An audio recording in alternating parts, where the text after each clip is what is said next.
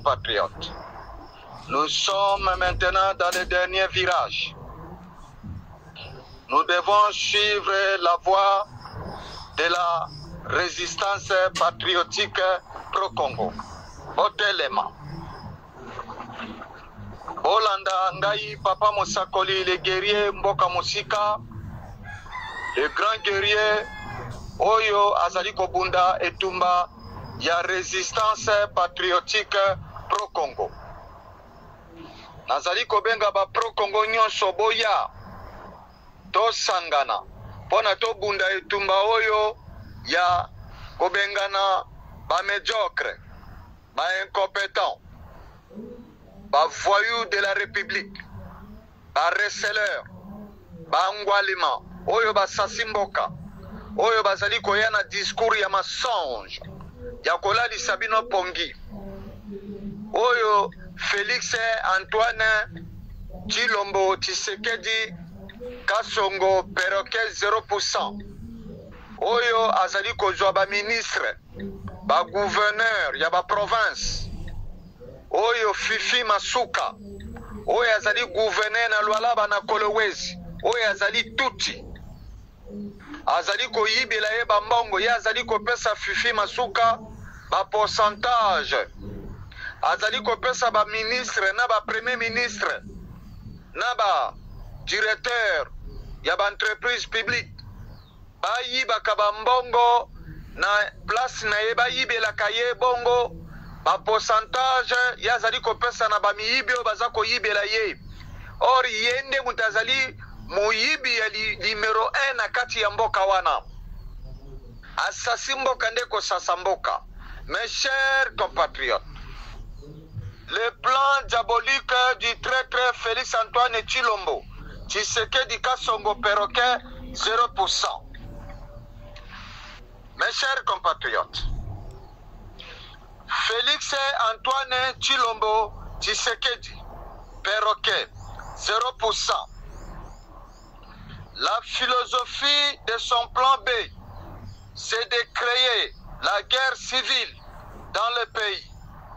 Ensuite, il y criera devant la communauté internationale qu'il y a des ethnies en République démocratique du Congo qui n'aiment pas les ethnies du Kasaï oriental et Kasaï central.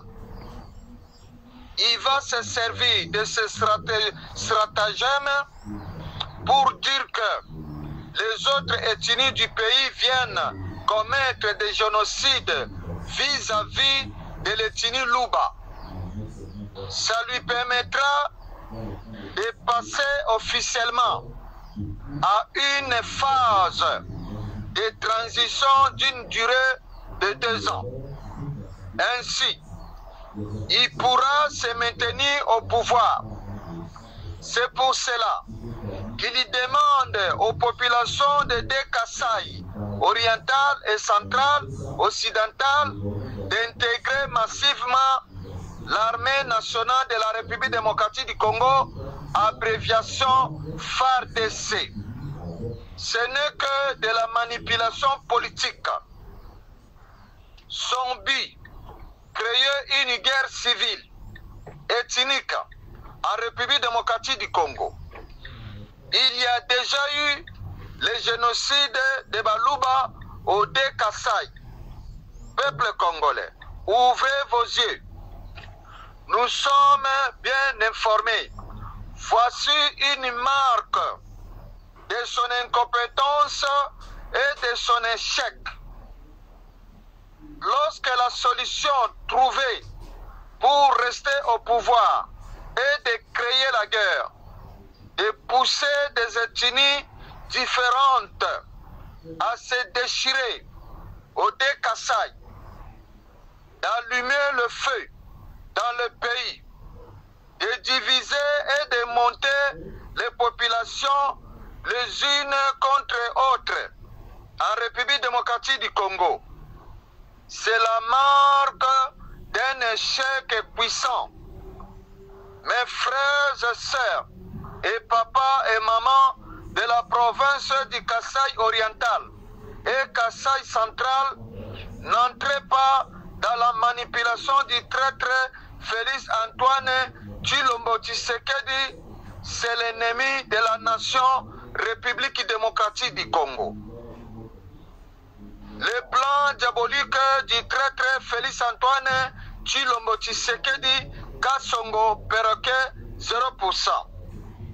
Mes chers compatriotes, Bamensanaka n'a pas cité Bayimboka, un peuple devenu esclave dans son pays de naissance par son propre inaction, sans soumission. C'est l'humiliation ultime. Félix Antoine Kassongo Tshilombo Tshisekedi Tintuntun Angwalma Perroquet 0% de l'union sacrée maintient la population dans l'ignorance, dans l'obscurantisme. C'est la fin des mensonges de Félix Kassongo Tshisekedi Tshilombo 0%. L'homme qui n'a pas honte d'avoir installé, imposé l'équitribalisme dans le pays.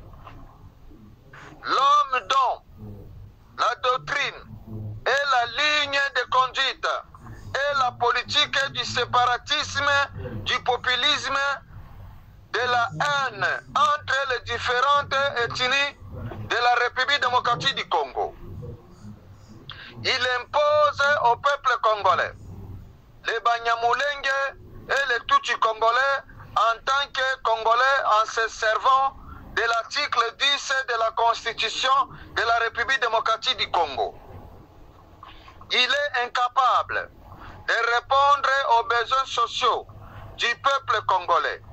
Aujourd'hui, ce sont les abeilles qui bloquent la société congolaise. Il n'y a plus de cohésion sociale et économique. L'éducation pédagogique, sociologique, politique et économique sont inexistantes. Il a choisi les chemins du détournement de l'argent public et l'enrichissement personnel. Il a appauvri le peuple congolais. Ces discours de mensonges, de la duperie, de la manipulation et de la malveillance. Il souffre d'un trouble du comportement. Il est devenu un humoriste en politique. C'est un médiocre, un incompétent, un fou de la République. Il n'a aucune vision, aucune volonté politique. Il exerce un pouvoir illégitime sans pouvoir.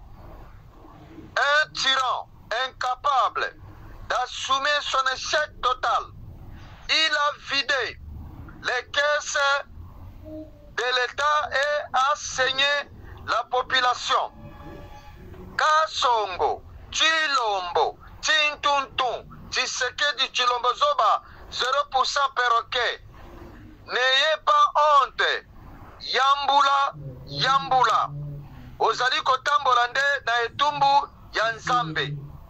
Peuple congolais. Totelema, tolembi passe. Question. Peuple congolais. Ce sont les abeilles qui bloquent le social du peuple congolais. Ou est-ce le détournement des fonds publics, les compétences, la médiocrité, le tribalisme, les mensonges, les fausses promesses? À qui la faute? Votre réponse, s'il vous plaît. Mes chers compatriotes, je répète, pour de bonnes compréhensions, esengeli na binobo yeba makambo ezali kolekana na kati na mboka. Félix Antoine Tshilombo Tshisekedi, la philosophie de son plan B, c'est de créer la guerre civile dans le pays. Ensuite, il y créera devant la communauté internationale qu'il y a des ethnies en République démocratique du Congo qui n'aiment pas les ethnies du Kasaï. oriental et Kasaï central. Il va se servir de ce stratagème pour dire que les autres ethnies du pays viennent commettre des génocides vis-à-vis de l'ethnie Luba. Ça lui permettra de passer officiellement à une phase de transition d'une durée de 2 ans. Ainsi, il pourra se maintenir au pouvoir. C'est pour cela qu'il demande aux populations des deux Kasaï orientales et centrales d'intégrer massivement l'armée nationale de la République démocratique du Congo, abréviation FARDC. Ce n'est que de la manipulation politique. Son but, créer une guerre civile ethnique en République démocratique du Congo. C'est grave. Il y a déjà eu le génocide de Baluba au Kasaï. Peuple congolais, ouvrez vos yeux. Nous sommes bien informés. Voici une marque de son incompétence et de son échec. Lorsque la solution trouvée pour rester au pouvoir est de créer la guerre, de pousser des ethnies différentes à se déchirer au Kasaï, ça lui permettra d'allumer le feu dans le pays, de diviser et de monter les populations les unes contre autres en République démocratique du Congo. C'est la marque d'un échec puissant. Mes chers frères et sœurs et papas et mamans de la province du Kasaï oriental et Kasaï central, n'entrez pas dans la manipulation du traître Félix Antoine Tshilombo Tshisekedi Perroquet Kassongo. C'est l'ennemi de la République démocratique du Congo.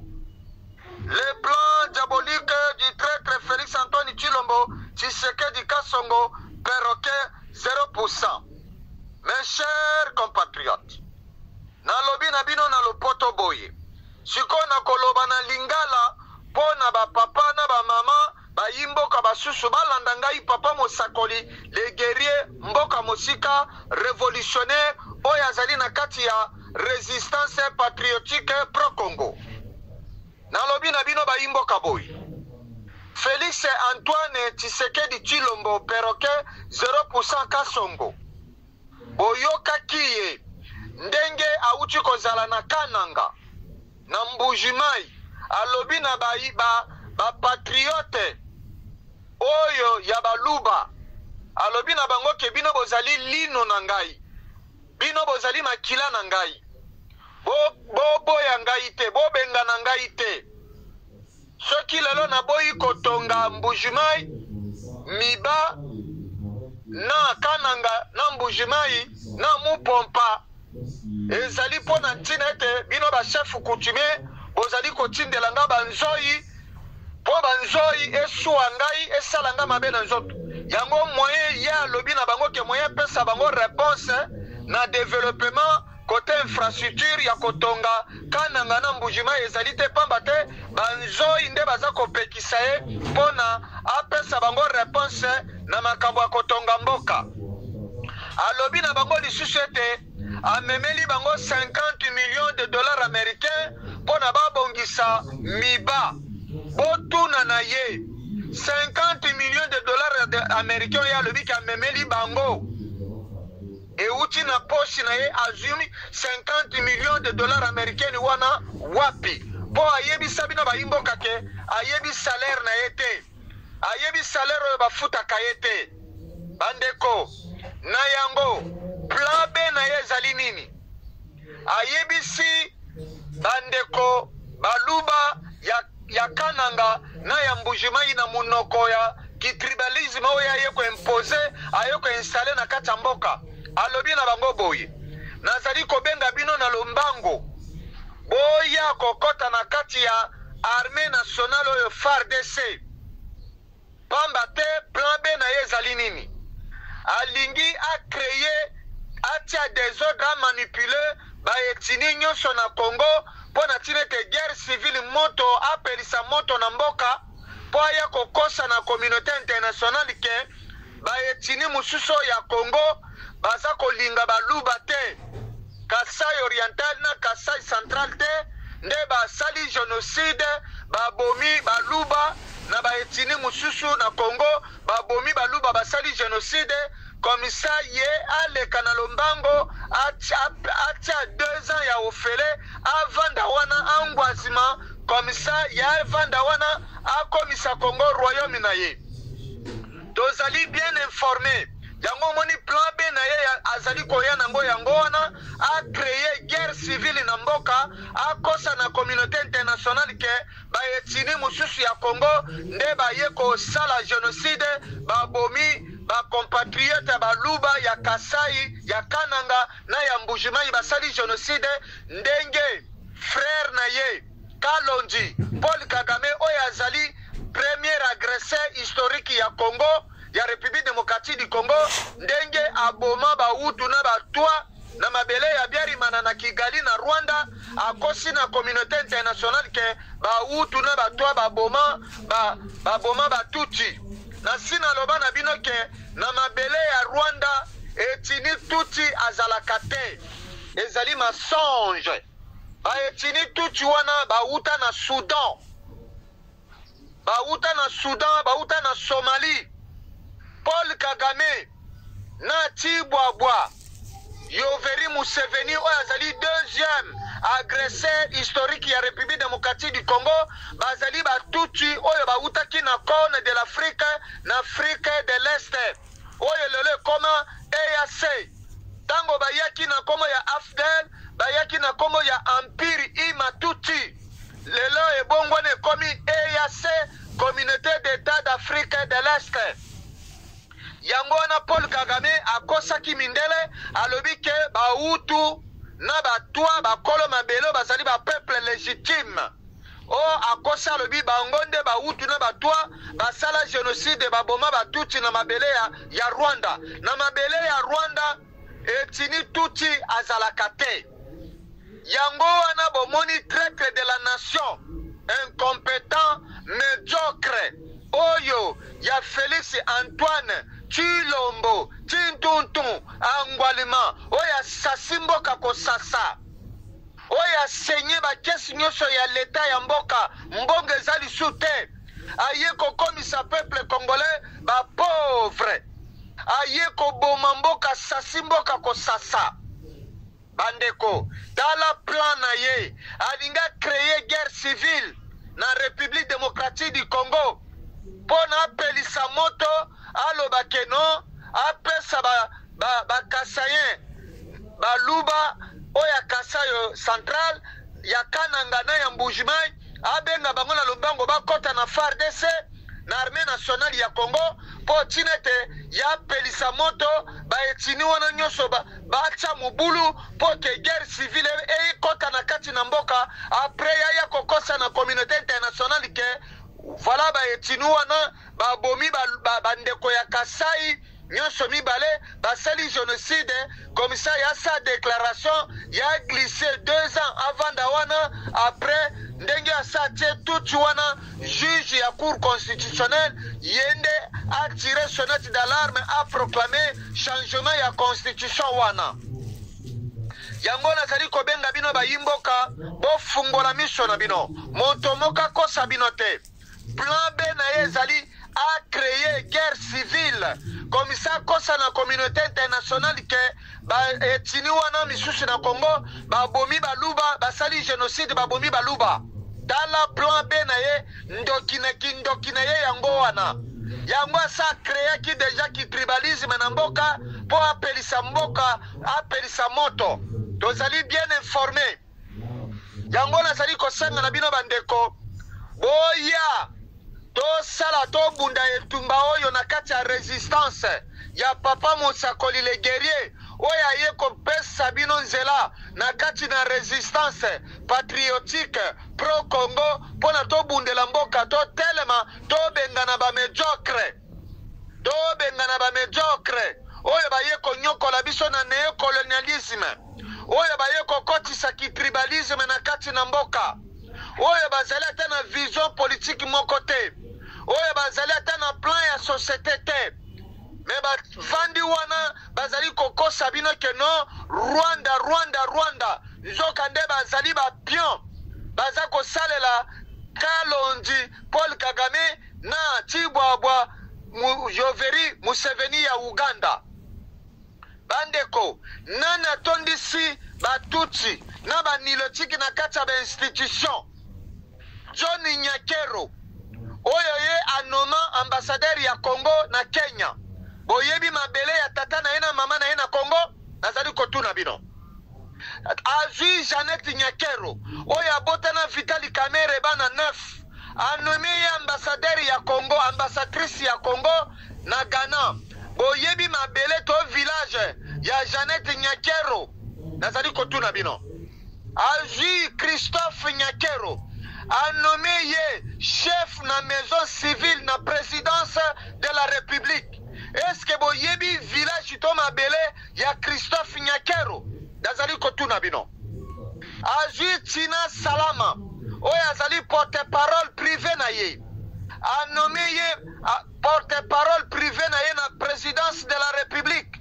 Est-ce que boyebi mabele to village ya tata ya mama ya Tina Salama nazali kotuna bino azui Sama Lukonde oyo azalaka ministre ya sport epai Hippolyte Kanambe anomaka ye premier ministre aye konome ye président ya Sénat. Est-ce que boyebi village ya tata ya mama ya Sama Lukonde na Congo na République démocratique du Congo oyo bazwa identité politique na ye babomba yango na tiroir politique bakosi bino balobi azali Katange eza lokuta Vitali Kamere Valentin Mubake oya IDPS akanga ye na Rwanda na Kigali ndenga aza koloba Kinyarwanda yena bandeko na ye batuti Vitali Kamere apesa 30 ngombe na mariage ya mwana James Kabarebe na Kigali bozana ba video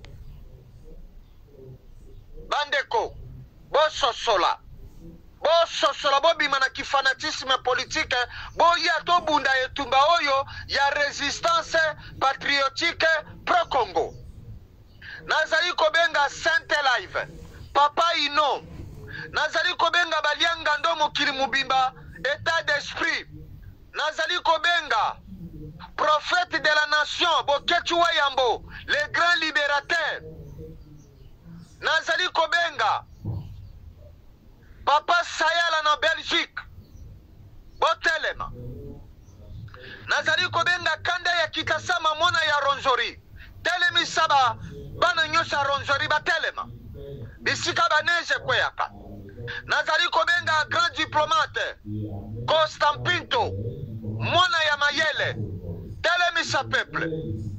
Mes chers compatriotes Dosta TV oyo zali kobunda etumba ya résistance patriotique pro Congo na Kinshasa na pesu yo merci ingeta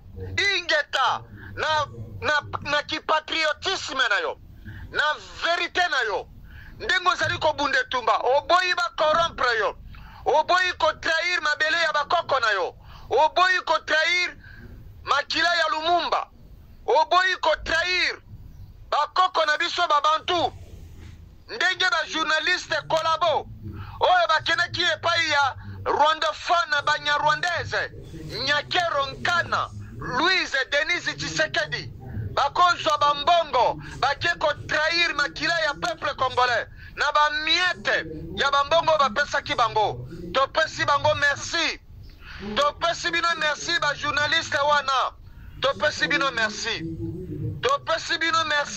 ndenge bo trahir peuple congolais na yango nazali kosenga na bino botelema to bunda etumba oyo ti na jusqu'à libération ya mboka tozali na nzela mosusu te nazali kobenga bino botelema nazali kobenga Luka Play telemisa peuple na yo nazali kobenga Luka Play telema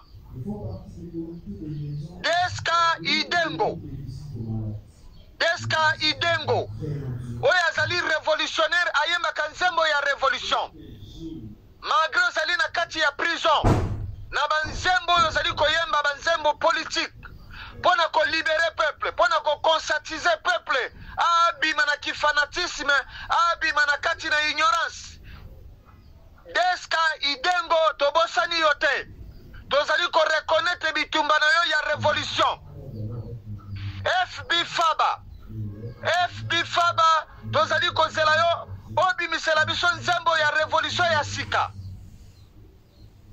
Bayimboka oyo bozali kobundela mboka na vérité na kipatriotisme botelema.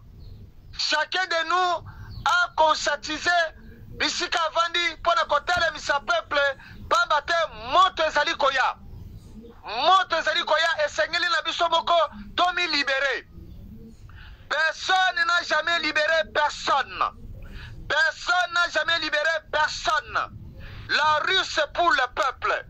On ne libère pas un peuple se libère seul. Moto mopela. Ezalaki ngai wabino papa mosakoli le guerrier mboka musika molobeli ya mboka. Prise de conscience. Tozali lisu na temps ya kopedra wate. Tolekisi temps ya mingi. Balalisi biso pongi mingi na kati na eklesia.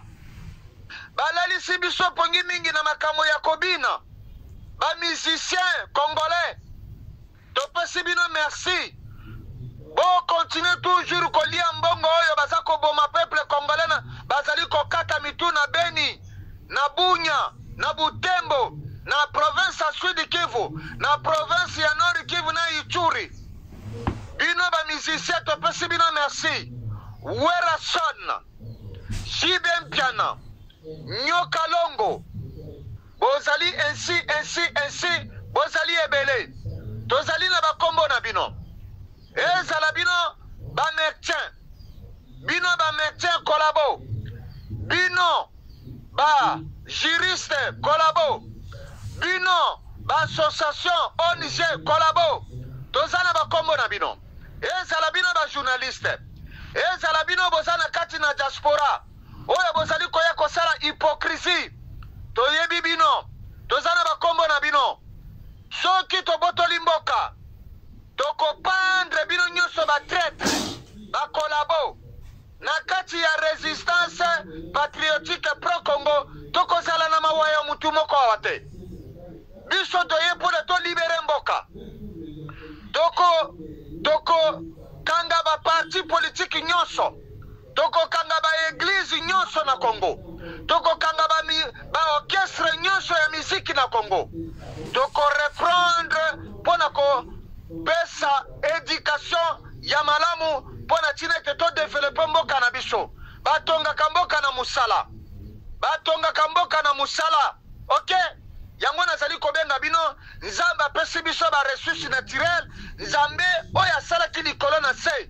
Le créateur du ciel et la terre apesa biso bozwi. Pona nini tozali pauvre? Bozo trouvengo normal? République démocratique du Congo, pays de richesse, pays de pauvres.